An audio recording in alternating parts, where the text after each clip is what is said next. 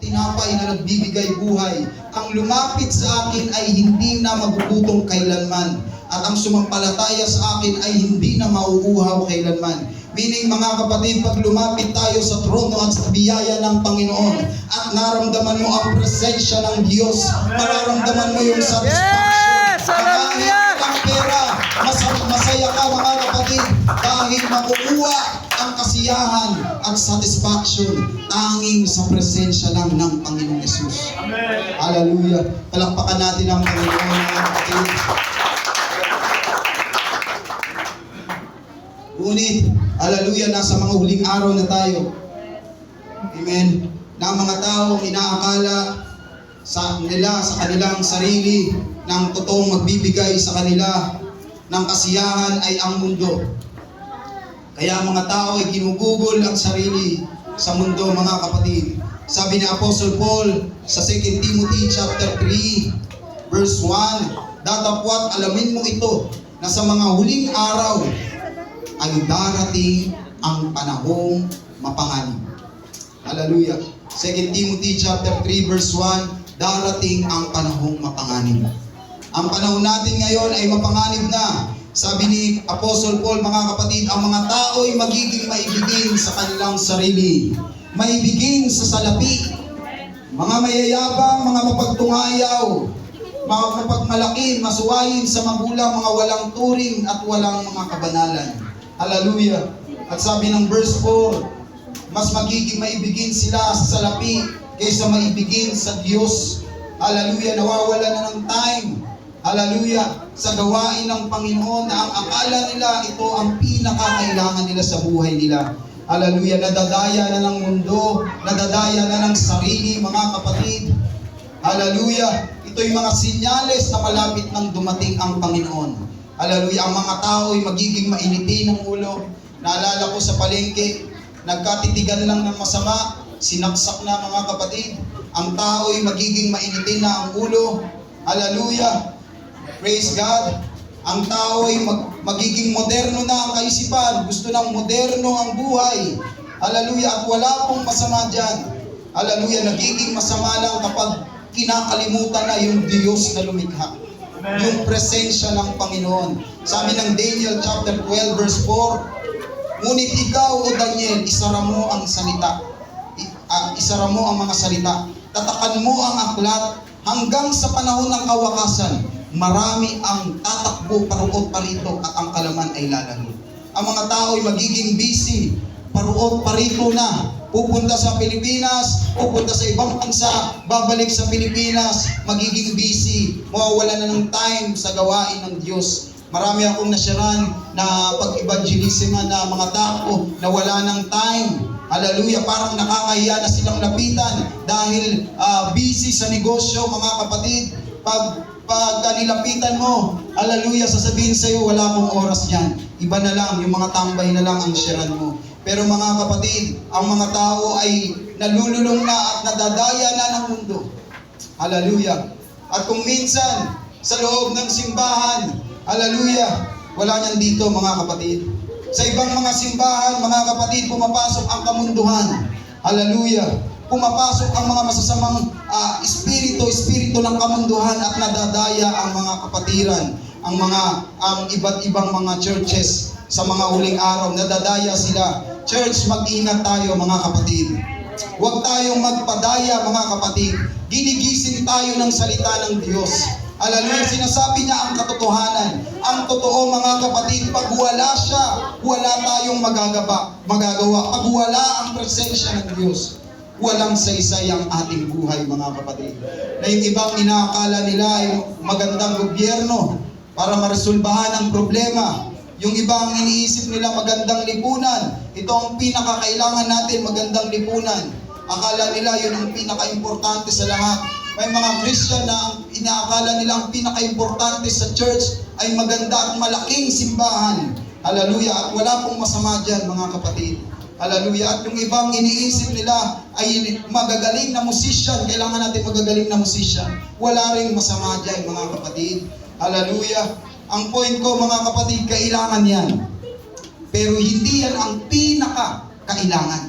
Hallelujah. Kailangan yan, pero ang pinakakailangan natin ay walang iba, ay ang presensya ng Diyos. Dahil useless ang lugar, useless ang lahat ng bagay kapag hindi mo kasama ang Panginoon.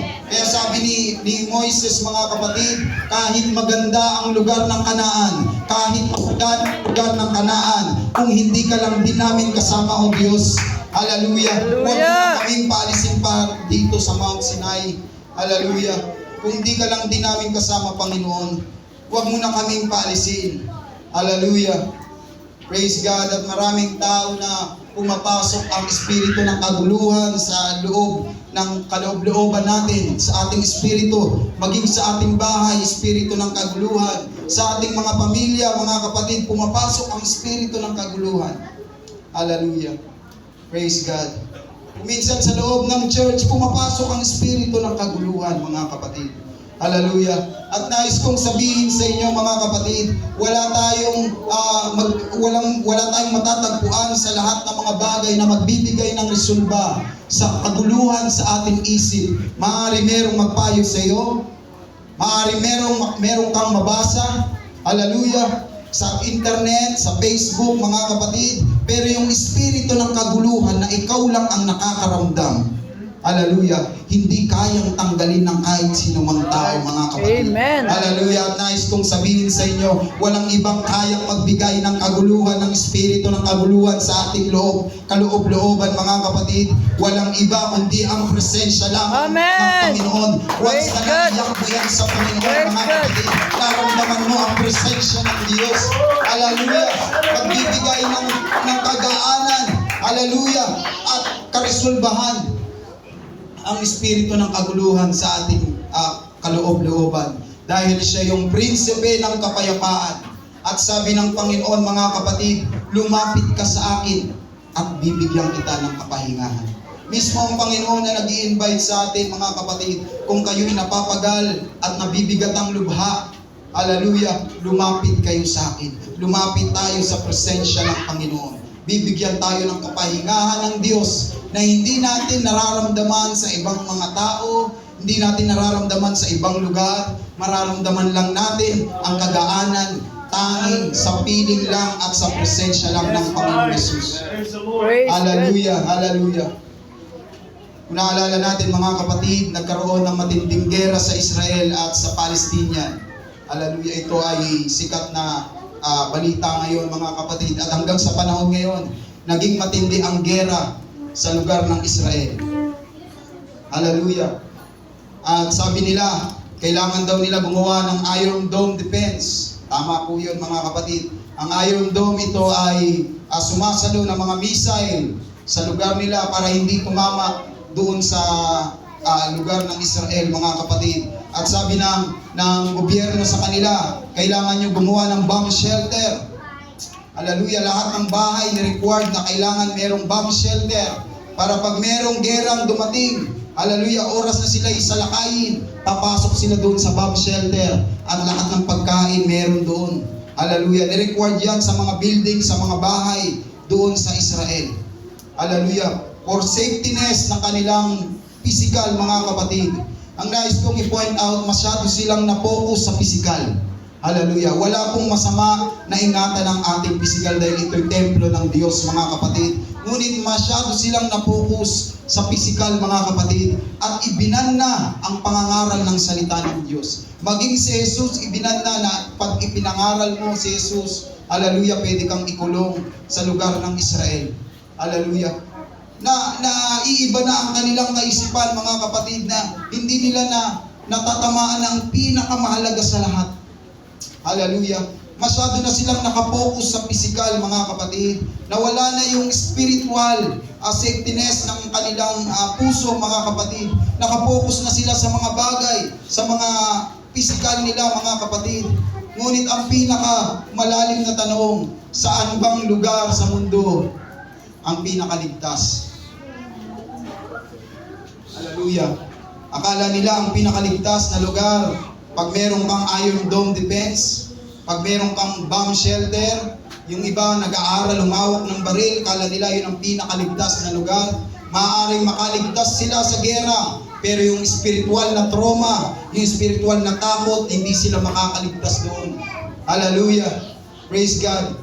Lagi nating tatandaan, wala nang pinakaligtas na lugar dito sa mundo, kundi matatagpuan lang yan sa presensya ng Panginoon. Amen. Gaya ni Shadrach, Meshach at Abednego, mga kapatid, alam natin din ang storya nito. Hallelujah. Si Shadrach, Meshach, Abednego, tinapon sila sa hurnong nag-iinit na pitong ulit na inikot ang init, mga kapatid. Hallelujah. Itatapon sila doon dahil hindi sila lumuhod sa ginawang ribulto.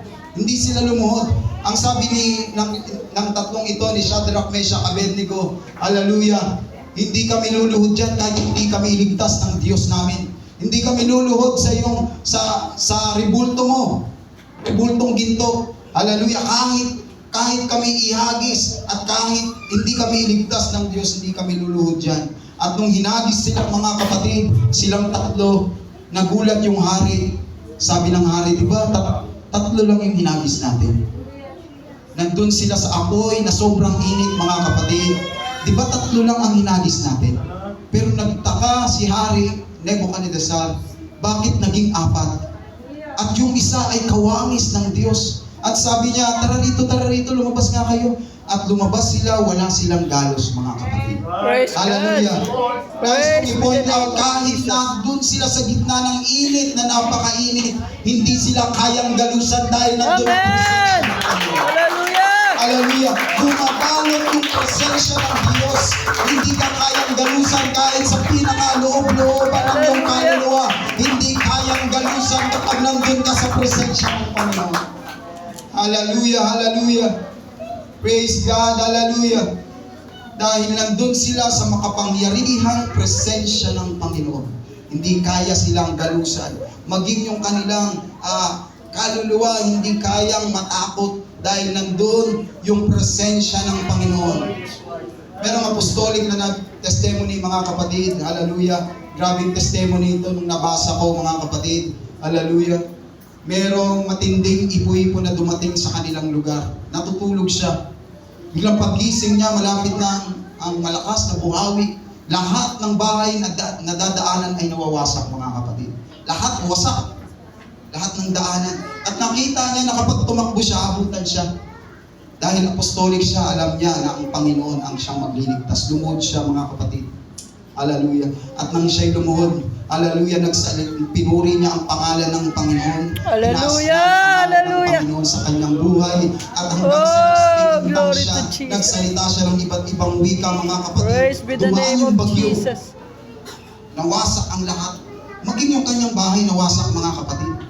Pero ang kinagulat nun, kung saan siya lumuhod, hindi nasira kung saan siya lumuhod, mga kapatid. Praise God. Hallelujah. Hallelujah.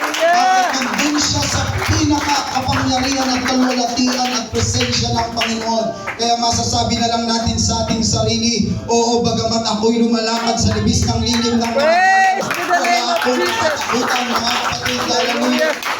Sabi ni Haring David, mga kapatid, hallelujah, siyang tumatahan sa lihim na dako ng kataas-taasan. Amen. Ay mananatili sa lihim na makapangyarihan sa lahat. Psalm Hallelujah, sa 91. time na meron kang pagsubok. Hallelujah, sa time na nandun ka sa kalagitnaan ng sakuna. Hallelujah, itaas mo lang ang pangalan ng Panginoon. Amen. Pag naramdaman mo ang presensya ng Panginoon. Hallelujah. Hallelujah, kagaya ng agila. Ang agila, mga kapatid, tinatakpan niya yung kanyang mga inakay pag may bagyong dumarating. At yung inakay hindi tinatamaan ng bagyo at nakakaramdam pa siya ng init dahil nandun siya sa pakpak ng agila. Walang iba yung presensya ng Panginoon, mga kapatid. Praise God, hallelujah. At kung pakiramdam natin ay dumidilim na ang ating paligid dahil sa matinding problema, pagsubok sa buhay, maraming iniisip, mga kapatid, hallelujah, na feeling mo napakadilim na ng iyong paligid.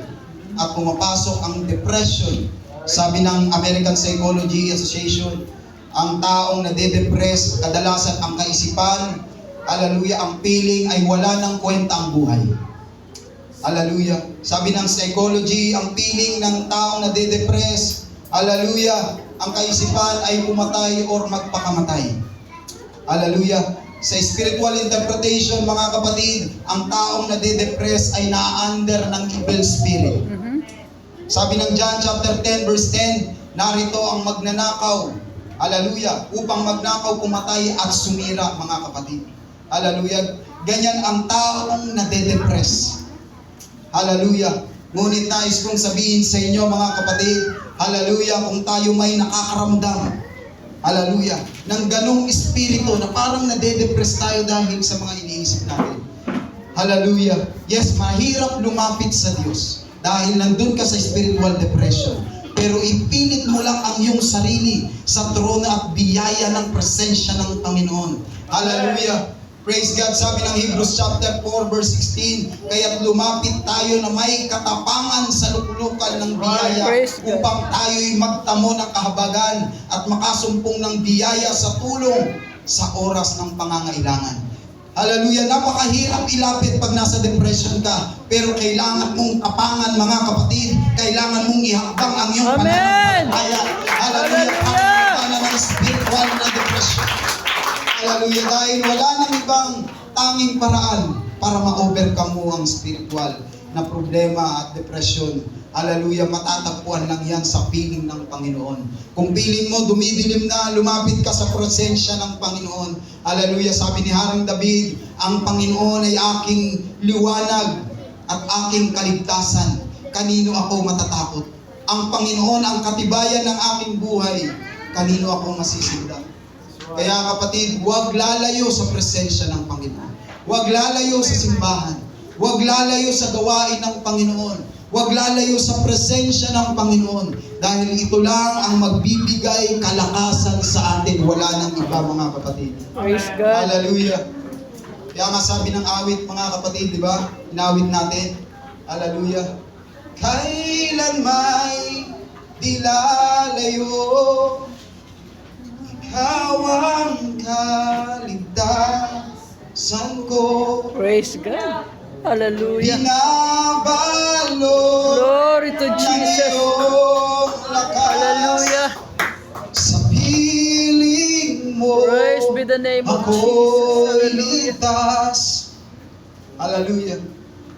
Sabi ng awit, kailan may di lalayo, ikaw ang kaligtasan ko. Binabalot ng iyong lakas.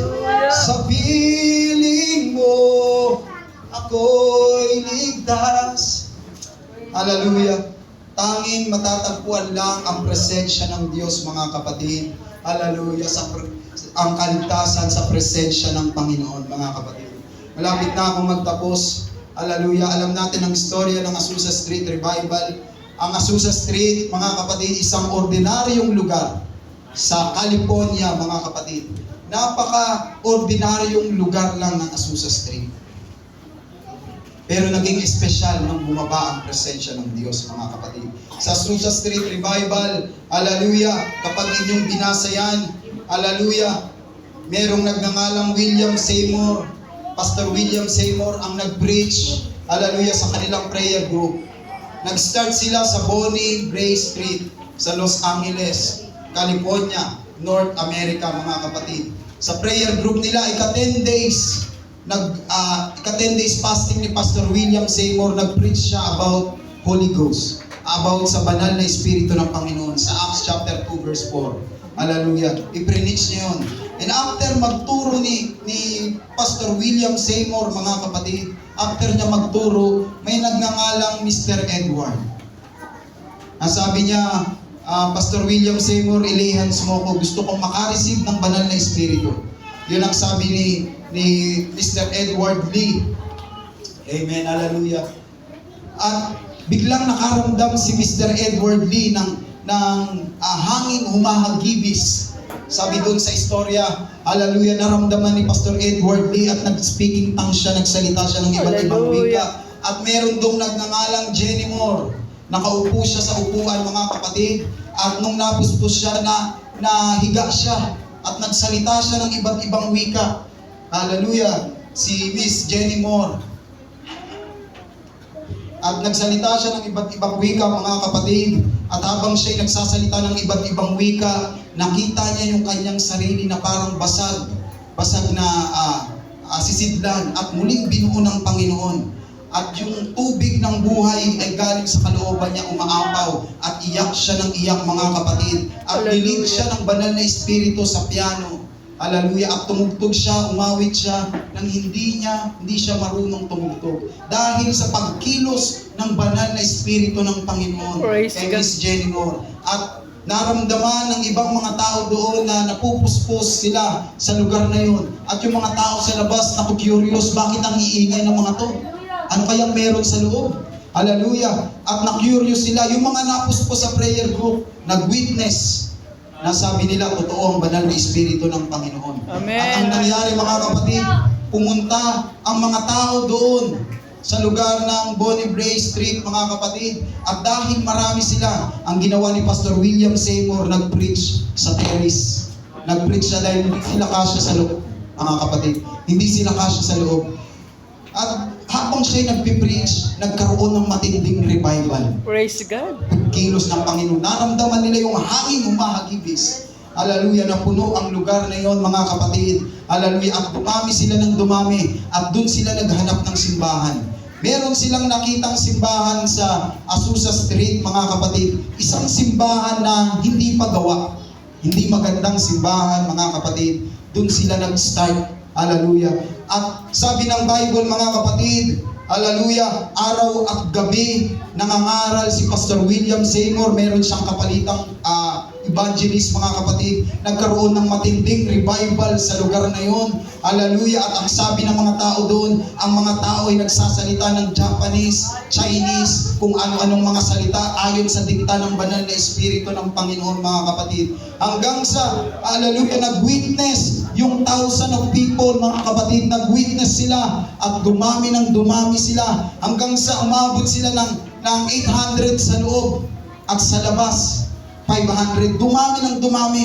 Hallelujah. At lahat ay nagkaroon ng banal na espiritu. Napuspos sila ng banal na espiritu. Lahat nagsasalita ng iba't ibang wika hanggang sa umabot sila ng milyon. Dahil nag-witness ang lahat. Na yung iba nagsasabi na totoo ang banal na espiritu. Pumunta ka doon sa Azusa Street. Hallelujah. Ang Azusa Street, mga kapatid, walang magandang view maaari doon. Maaaring may maganda pang pasyalan sa ibang lugar, mga kapatid. Ang kanilang church ay hindi pa gawa, pero yung mga tao ay nagpupuntahan sa Azusa Street. Hindi dahil sa magandang lugar, kundi nararamdaman nila yung pagkilos. Hallelujah! Hallelujah! Hallelujah! Praise God! Hallelujah! Nagiging espesyal ang lugar, mga kapatid. Pag nandun ang presensya ng Diyos, isang ordinaryong lugar, hallelujah, sa California, Azusa Street, naging history hanggang sa panahon natin ngayon. Hallelujah, naging history ang Azusa Street. Hallelujah, revival. Hallelujah, dahil sa pagbaba ng banal na espiritu ng Panginoon. Ang sabi ni Pastor William Seymour, hallelujah, ang mga tao noon ay mga tuyo at uhaw ang kanilang kaluluwa. Walang laman ang kanilang puso. Naghahanap ng salita ng Diyos. Hallelujah. Kaya sabi ni Pastor William Seymour, lumapit ka sa Panginoon. Hallelujah. Siya yung well, siya yung balon na nagbibigay tubig. Hallelujah. Sabi ni Pastor William Seymour. At sabi ng Matthew chapter 5 verse 6, mapalad ang mga taong nagugutom at nauuhaw sa katwiran, sapagkat sila'y bubusugin. Nung time ng Azusa Street, ang mga tao noon ay uhaw sa salita ng Diyos, mga kapatid. Uhaw sa presensya ng Panginoon. Hallelujah. Ang mga tao noon sabik sa presensya ng Diyos. Hallelujah. At walang pinagkaiba ang Diyos na pinaglilingkuran nila sa Diyos na pinaglilingkuran natin, mga kapatid. Ang pinagkaiba lang, mga kapatid, kung ikaw ba'y uhaw pa at sabik sa presensya ng Panginoon. Hallelujah. Kung ikaw ba'y uhaw, hallelujah, gusto mo pa bang maramdaman ang presensya ng Diyos? Kailan mo pa naramdaman ang presensya ng Diyos? Hallelujah. Sabi ni Haring David, O Diyos, ikaw ay Diyos ko. Hahanapin kitang maaga. Kinauuhawan ka ng aking kaluluwa. Pinananabikan ka ng aking laman sa tuyo at uhaw na lupa na walang tubig. Hallelujah. Ang Diyos ay nakatingin sa ating mga puso, mga kapatid. Hallelujah. Ang tanong, mga kapatid, walang pinagkaiba ang pinupuri nila sa Azusa Street at pinupuri natin sa panahon natin ngayon. Ang pinagkaiba lang, hallelujah, kung ikaw ba'y uhaw pa sa salita ng Panginoon. Hallelujah. Satisfy ka na ba sa mga bagay dito sa lupa? Hallelujah. Kontento ka na ba sa iyong buhay? Ngunit kapag nakakaramdam tayo ng emptiness, hallelujah, na parang hindi ka pa kumpleto, yan ang hinahanap ng Panginoon. Yung uhaw at sabik sa presensya niya, mga kapatid. Hallelujah. Sa 2 Kings chapter 4 verse 3. Hallelujah. Praise God. Alam natin ang istorya na si Eliseo ay nagpakuha sa byuda, mga kapatid, na mga walang lamang sisidlan. Huwag kang manghiram ng marami. Hallelujah. Walang lamang sisidlan. Hallelujah. Sabi diyan, huwag kang manghiram ng kaunti, kundi marami. Hallelujah. Ang ating sarili, mga kapatid, ay sisidlan. Sisidlan ang ating kaluluwa, mga kapatid, ang ating sarili. Hallelujah. Na pwedeng punuin ng mundo ang sisidlan na yan. Amen. Ngunit ang hinahanap ng Diyos, yung walang lamang. Hallelujah. Yung hindi pa kontento, hinahanap pa yung presensya ng Panginoon. Hallelujah. Sa mga oras na ito, mga kapatid, ang Diyos ay naghahanap ng walang lamang sisidlan at uhaw sa kanyang presensya, mga kapatid. Hallelujah. Ang Diyos ay naghahanap ng uhaw at sabik sa kanyang presensya. Lagi nating isipin, mga kapatid, kung wala ang presensya ng Diyos sa ating buhay, walang buwenta ang buhay, mga kapatid. Hallelujah. Tayo'y tumayo, mga kapatid. Praise God. Hallelujah. Hallelujah. Purihin ang Panginoon.